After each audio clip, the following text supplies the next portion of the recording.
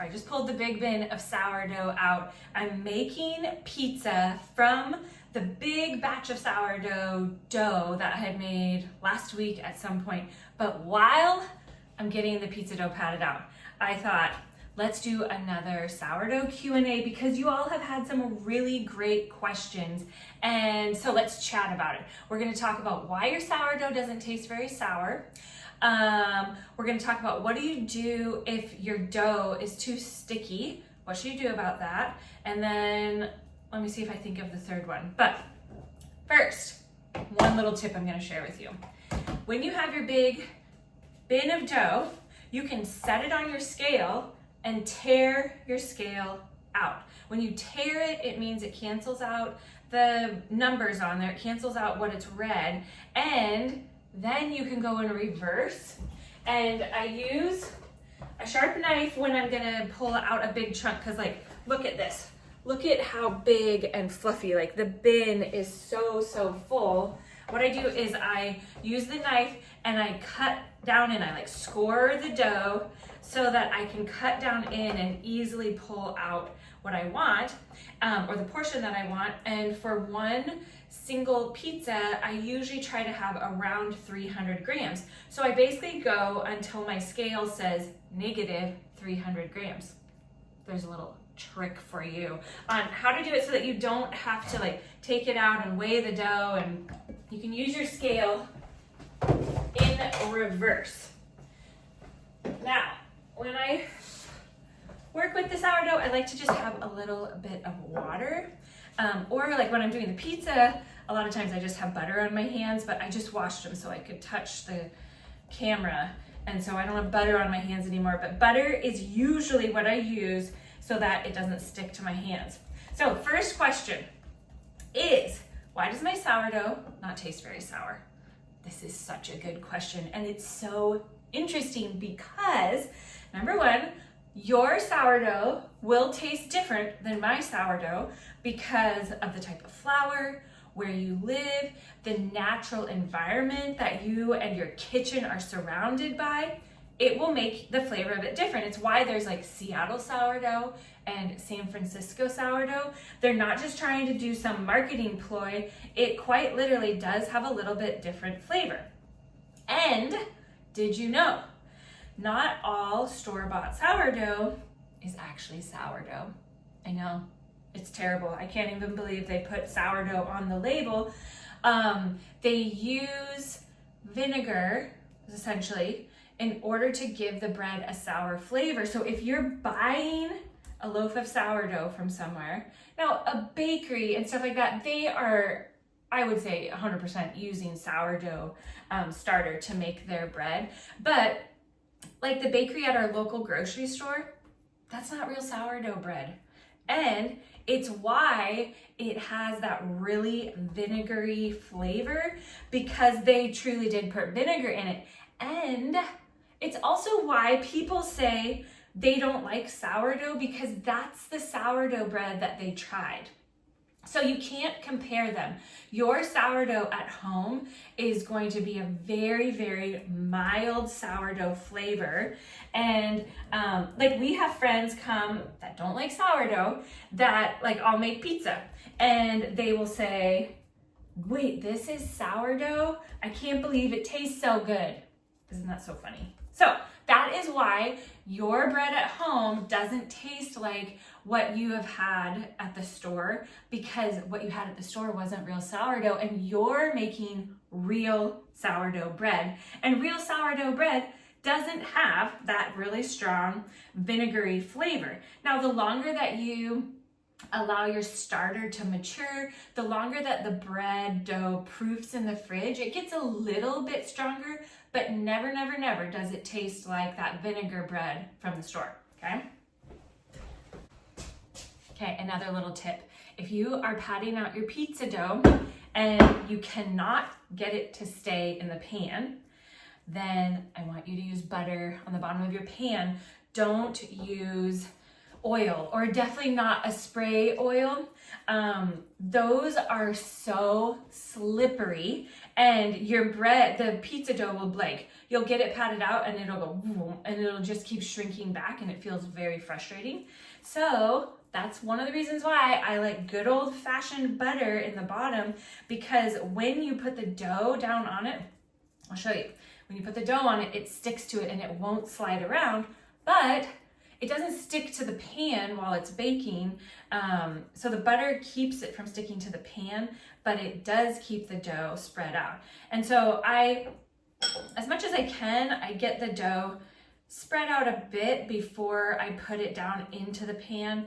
But some days it's easier to work with than others. So, okay, now let's talk about what do you do if your dough is too wet? So, I know not everybody's gonna say this, but you are allowed to change the ratios in the recipes. And I know that feels a little scary, especially if you're like, I don't know what I'm doing. How do I change the ratios? How do I do that? I'm gonna break it down for you, okay? Number one, your climate, so where you live. I live near Seattle. If you live down in Florida, you are gonna have so much more humidity in the air than we do up here in Seattle. Even though it rains, it's not super humid, and your dough is gonna act different. If you live, let's see, like up high in the mountains, we're down at sea level, and sourdough is this like miraculous, scientific, I don't even want to make it difficult to understand, but it is like miraculous that the sourdough bacteria works through the dough and it acts like yeast, which makes it rise.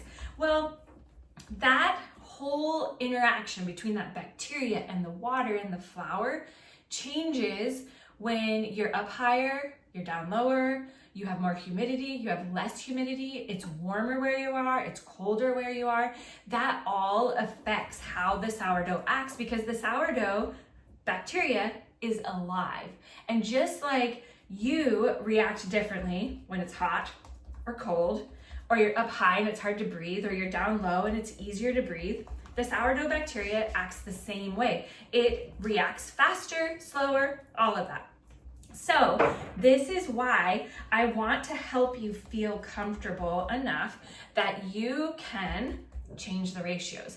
And it's super easy to know which thing you need to change, because if your dough is very dry, and like even your bread, you're like, it's just really dry, guess what?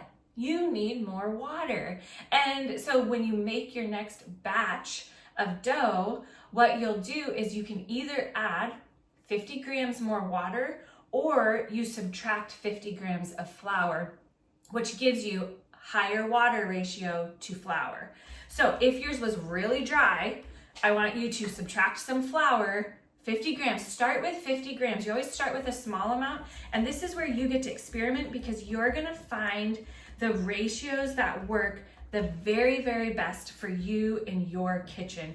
And that's gonna be different than what works for me in my kitchen, because each kitchen has its own climate, and you get to be the expert in your kitchen for what works for you. Lots of you have said, my dough is way too sticky. Like it was okay, and then I put it in the fridge and then it got way too sticky. So what you can do to fix it, so that you can at least bake with it, is I want you to take 50 grams of flour, sprinkle it over the top of your dough, and do some stretch and folds to incorporate it in. Let it rest in the fridge for at least a few hours and see, can you work with it, or is it still too sticky? If it's still too sticky, do another 50 grams, stretch and fold it in, let it rest in the fridge for a couple hours, and every time you add that flour in, make a note of that, because when you make your next batch of dough, you're going to add that amount of flour to that recipe from the very beginning, and little by little, you're gonna find the perfect ratios that work for you in your kitchen, so that you can work with the dough, because the dough should be soft. It should be very soft, but you should be able to work with it. If it is just like totally flopping, and it's not staying together and you're just having such a hard time working with it, number one, that is not fun. Nobody wants to have that kind of bread dough to work with. So add that flour in. I know that you hear me say in some of the videos, don't add flour and use water, but that's the case if your dough is easy for you to work with.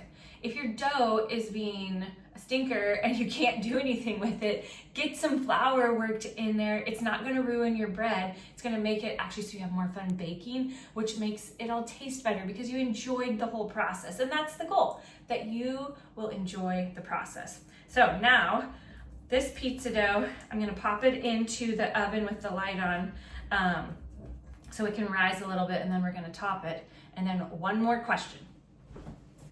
Okay, last question. Some of you have asked, how do you store your bread once you have baked it? And the absolute easiest way to store it is if you have a thin kitchen tea towel, put your bread loaf, and I'm sorry, I don't have a bread loaf right now because we ate it all. You're gonna put your bread loaf in there, and I just take this towel and I put it all together. Then my amazing mother-in-law, who is a really amazing seamstress, and as soon as we have time, we're gonna show you how to make these. She made these bread bags. You put the bread into the bag and then you just tie the bag. I guarantee you can find these patterns online. I don't remember what they were called, but she did say that she changed the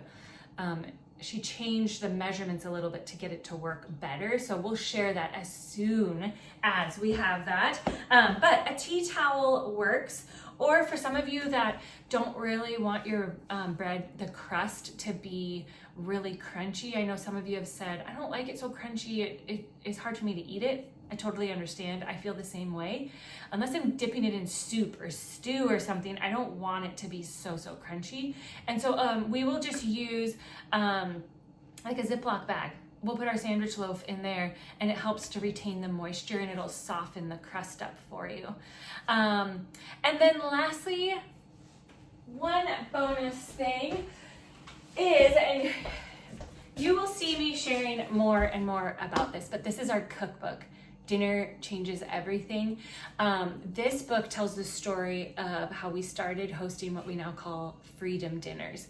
So if you've seen anything on our website or pop up on our YouTube channel about freedom dinners, the cookbook tells that full story, but in a nutshell, we wanted to do something to be part of the fight against human trafficking, and we decided, let's host dinners. We always have hosted dinners. We love having people at our table, and so about 10 years ago, because right now it's 2025, so in like 2015, we invited friends to our table and said, here's the hitch. If you come to this dinner, we ask that you give a donation. I'll do all the cooking. Aaron grilled salmon. We set the table. But it was really just a very normal dinner. And our community saw that we were hosting this dinner.